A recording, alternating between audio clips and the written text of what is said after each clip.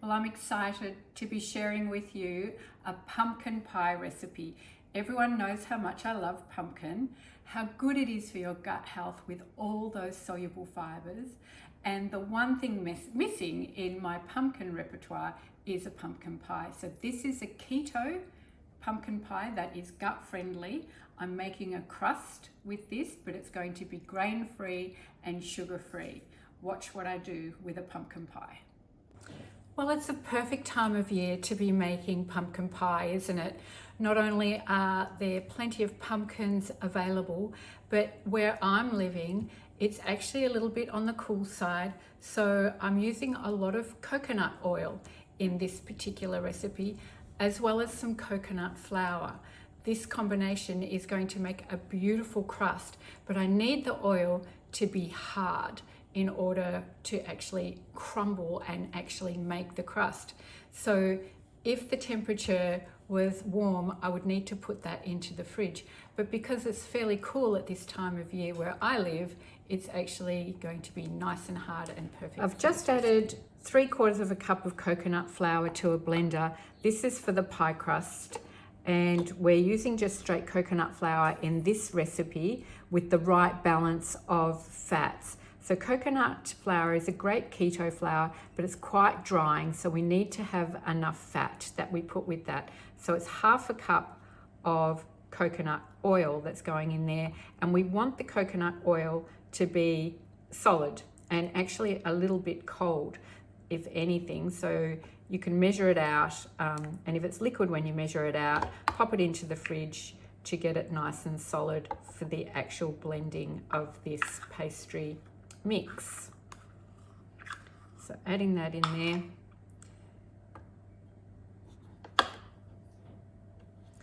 Getting all that fat in there. Now I'm also adding in a little bit of lemon rind because I love using a bit of lemon in things. We can add sweetener to this pastry base if you would like it to be quite sweet, and we can use something like the erythritol stevia blend. We would only use a couple of tablespoons of that, or we can use just straight stevia, which is quite sweet. For this we would only use about a teaspoon, maybe even 1/2 teaspoon, or we can leave the sweetness out altogether because the coconut with the lemon and the coconut oil is going to provide enough of a sweet base for this pastry. Now into this goes 2 eggs as well.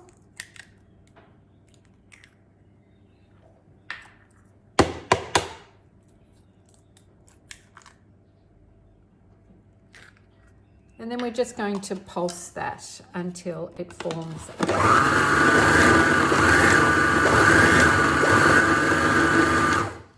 Now we want that forming a nice dough,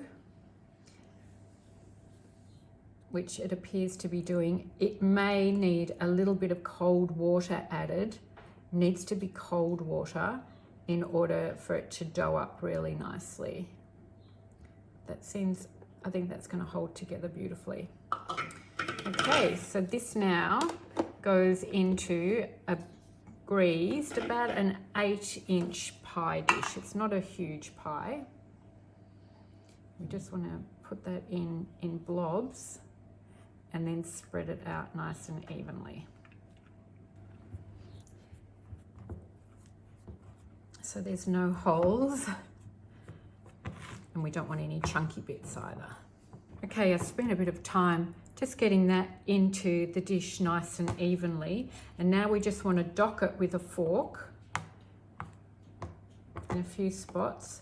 And then we blind bake that for 10 minutes in the oven at about 180 degrees Celsius or 350 Fahrenheit, just for 10 minutes. Okay, into this pumpkin pie goes 3/4 cup of cooked pumpkin.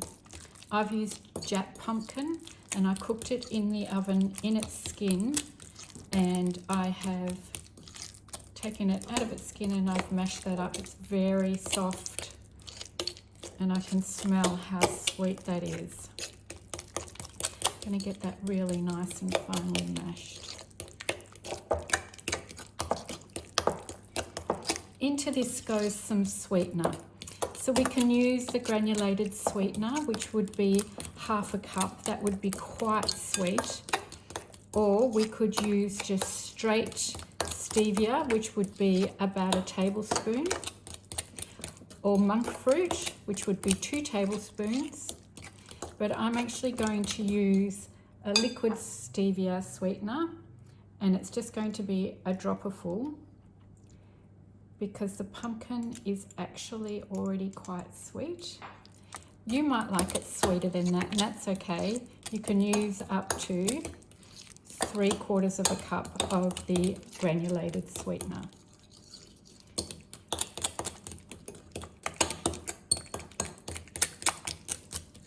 Into this goes the pumpkin spices. So I'm not using cinnamon because it is very high in amines, but I am using ginger, 2 teaspoons. I'm also using cardamom, 1 teaspoon of cardamom. I'm using nutmeg, 1/2 teaspoon of nutmeg, and I'm using ground cloves, just 1/4 teaspoon of ground cloves. That's going to be very spicy. Into this I'm going to whisk 2 eggs and 2 extra egg yolks.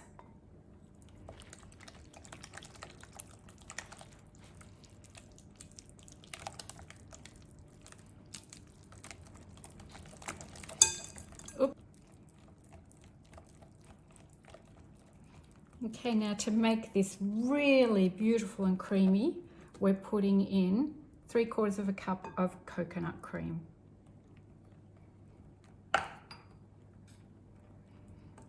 And there's the creaminess.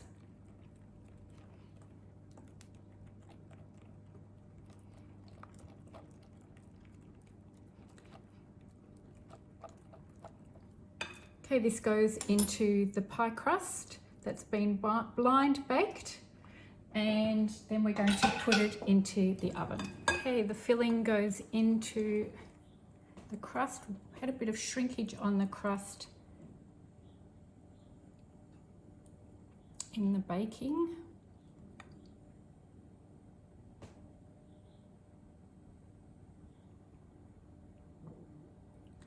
Perfect. That's going to go into the oven. We'll just get some air bubbles out just by knocking it a bit. Into the oven at about 190, which is 375. We're going to bake that for about 50 to 60 minutes. We don't want it to be too dry and cracked. We don't mind if the middle's a little bit jiggly. And we're going to bake it in the center rack of the oven. Here's pumpkin pie ready to come out of the oven.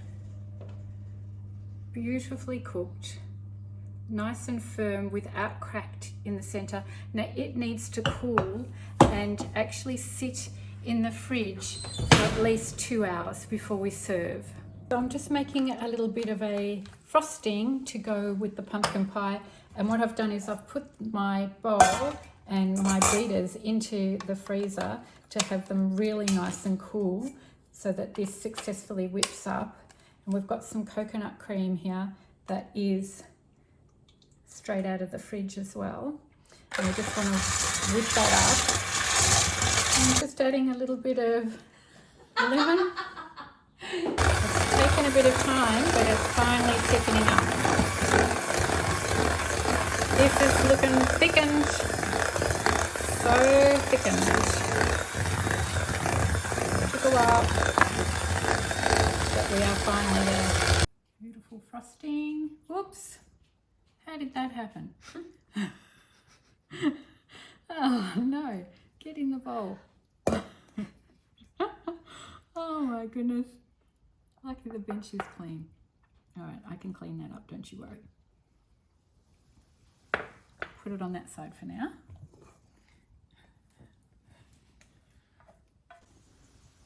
Well, the pumpkin pie has been chilling for a couple of hours and now it's the time to try and get it out of the dish. So let's hope if we cut the side a little bit that it will want to let go. Goodness knows I put enough, I greased it well enough, so right. Pumpkin pie, please come out. I've got one of these.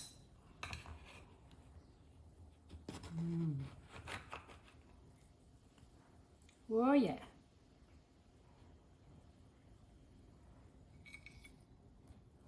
It's left a little bit of crust behind. We'll get that out in a minute. And we'll put a dollop of our frosting on top. That thickened up beautifully.